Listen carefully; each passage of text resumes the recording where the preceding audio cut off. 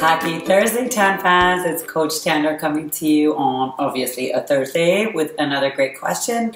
So here we go. I'm going to get straight to it. Dear Coach Tandar, I'm all heart and I help others whenever they need me. However, when I ask for help, I feel the support for the first couple of times, but afterwards I feel ignored or pushed back, which hurts me even more. Where to draw the line so I don't get hurt? Linda. I have to tell you, this is actually a question that's pretty close to my heart, as I am a person who gives a lot and I love giving and I love to be there for others. And I, over the years, have had to find ways to know where to give and when to stop and get poured back into myself. So it's actually a question that's easier for me to answer than the rest of them. So I'm glad you wrote that in. First of all, when you're giving, I'm sure you're a very kind and giving person, but do you give back to yourself?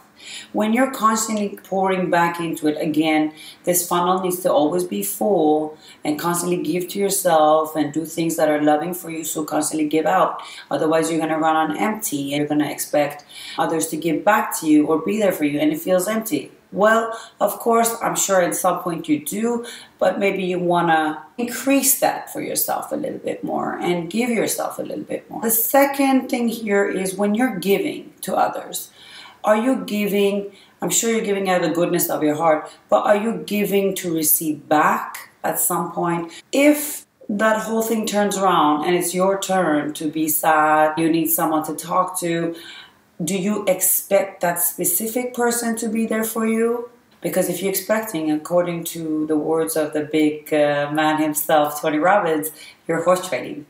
And you don't want to be horse trading because you're giving to receive. We give and we have to let it go at that point. Whatever I do, I let it go. I have the resources in myself. If I don't find anyone, I always try to find a solution there. And if not that specific person that was there for me one time, I can't reach, there's always these other people around that you can go to. There's always these open-armed, open-hearted people who are willing to, but you have to give them a chance as well. I've heard a lot of times, a lot of people have been to really sad situations in their life, and they say, you know, the people I did expect and the people I was there for them and I thought they will be there for me at this time, they didn't.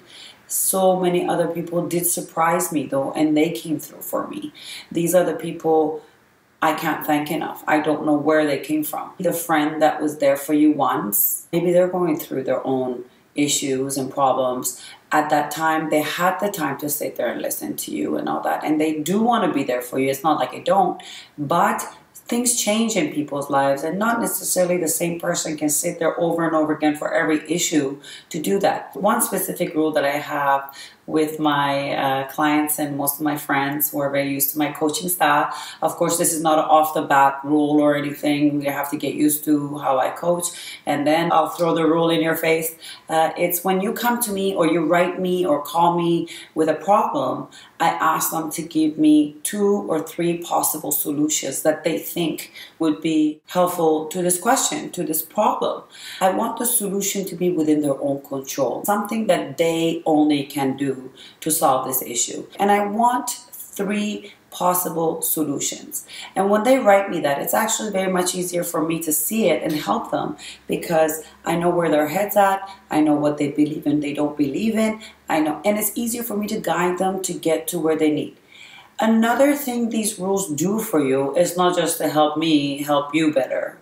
That's for sure. These rules are actually there to build that muscle up, to come up with the solutions yourself, to have the answers within yourself, to find it there first, and then ask for advice or help or sympathy or sensitivity of another human being, which is very natural. But if you find the solution within yourself first, then you won't have the expectation for someone else to come and hand it to you, and therefore you won't be so attached. You actually detach yourself from that. You can give more freely because you know answers to your own problems are within you, which is actually true for everyone, but some people need a little bit more guidance. So the more you practice that, the more you find the solutions within yourself. Hopefully this has been a good answer to your question, and don't forget to sign up for the newsletter, people, because there's some really good news coming up. and you might miss out, and I really want you to be part of that too. I'm looking forward to seeing you all next week. Until then, keep happy and healthy.